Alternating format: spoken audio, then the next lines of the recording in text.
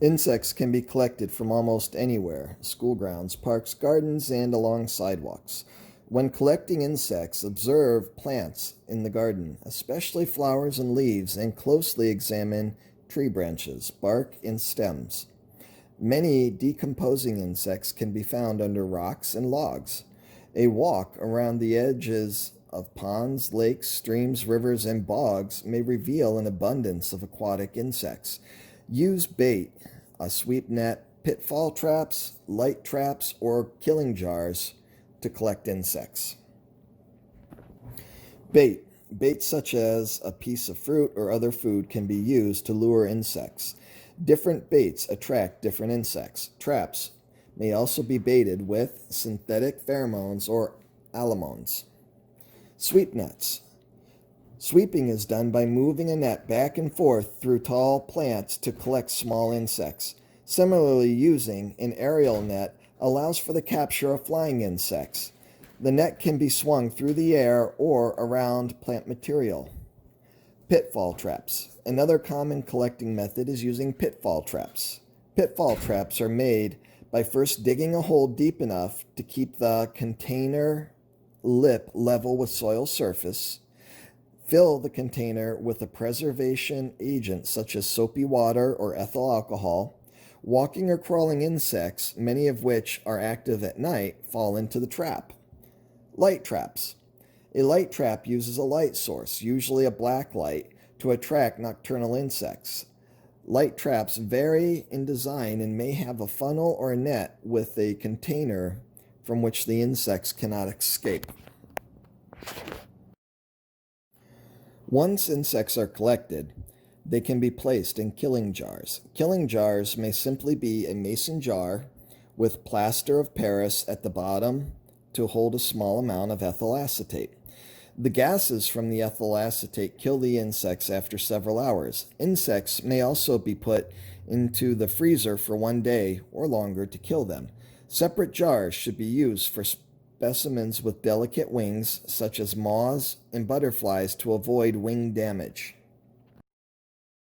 Preserving insects allows for an intimate observation and study of an organism that can be elusive in natural environments. Collecting and pinning insects preserves specimens for learning and identification. Insects can be stored and displayed in special collection boxes or in simple plastic containers. When handled carefully, a collection can be a learning tool for many years.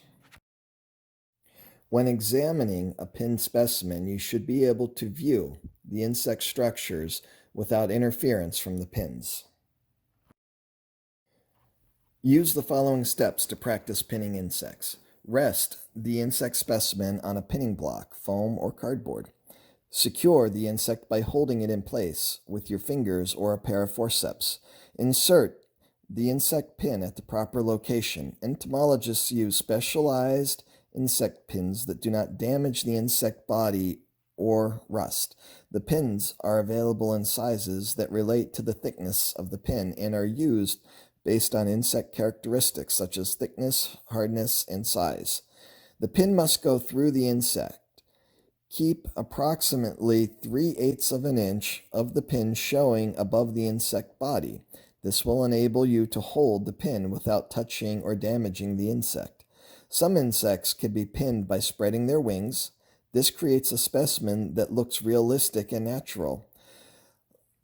Lepidopteran species' wings are always spread.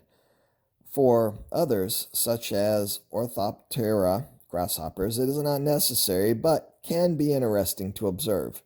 Using a spreading board, pin the insect in the proper location on the thorax and gently spread the wings until they are level with the top of the board.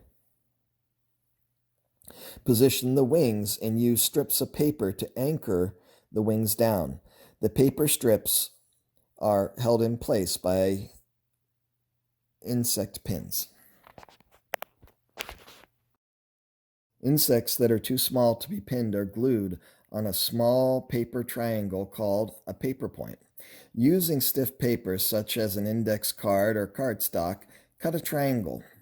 Using alcohol-soluble glue, attach the point firmly to the insect's right side on the middle of the thorax. Place an insect pin through the point on the wide end. The insect may have to be held in place with forceps until the glue dries.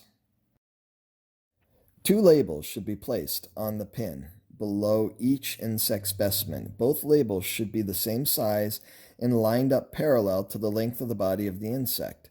The top label should have the county and state in which the insect was collected, the collection date, and the name of the collector. The bottom label should show the order of the insect, family, scientific name, and common name.